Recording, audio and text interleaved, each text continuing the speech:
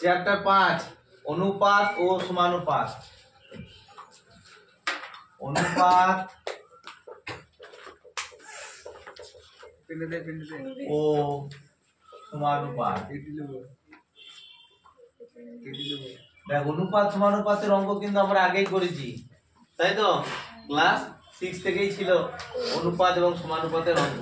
তবু একদম সেই মনে আছে না? দেখি অনুপাত জানিস তো? অনুপাতকে ধর আমি একটা বলছি 2:3। হ্যাঁ, এইটা হচ্ছে অনুপাতের চিহ্ন। এই যে চিহ্নটা, এইটা হচ্ছে অনুপাতের চিহ্ন। এটাকে যেমন বলে, প্রথমটাকে কি পদ বলে? এটা বলে পূর্ব পদ। আর অনুপাতের দ্বিতীয় পদটাকে বলা হয় উত্তর পদ। আর অনুপাত হতে পারে দুটো দিয়ে, যে সবসময় অনুপাত হতে পারে, অনেকগুলো দিয়ে অনুপাত হতে পারে, মিনিমাম হচ্ছে দুটো হতে হবে। সর্বনিম্ন দুটো পদের উত্তর পদ এটা। এটা পূর্ব পদ, এটা হচ্ছে উত্তর পদ। এগুলো আমরা আগে জানি, তোমার ধারায় লিখছি। এটা পূর্ব পদ।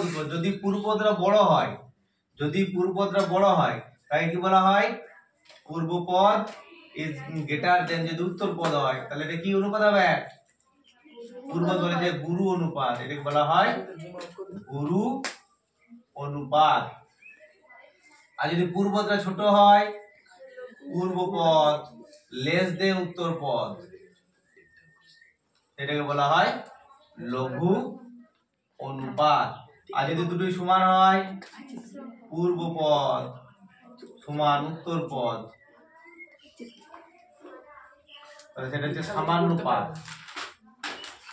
হ্যাঁ, সামানুপাত।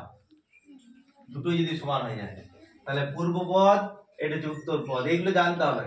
এইগুলো আমরা আগেই জানি যদিও, কিন্তু আরেকবার করে ঝাড়া দিতে হবে। ওই অঙ্কগুলোই আছে। এটা প্রথমটা হচ্ছে পূর্ব পদ, এটাকে উত্তর পদ। এটা হচ্ছে অনুপাতের চিহ্ন, ইংরেজিতে বলা হয় ইজ টু বলা হয়। দেখ ভাগের সাথে অনেকটা মিল আছে। ভাগের চিহ্ন কি জানি আমরা এরকম, তাই তো? খালি দাগটা দেখ নাই। ওই জন্য এই যে 2:3, এটাকে 2/3 এরকম লেখা যায় কিন্তু, ওই জন্য এটা ভাগের সাথে তো প্রায় মিল। এইগুলো জানতে হবে। আর জানতে হবে তোর যৌগিক অনুপাত বা মিশ্র অনুপাত। যৌগিক অনুপাত, যৌগিক অনুপাত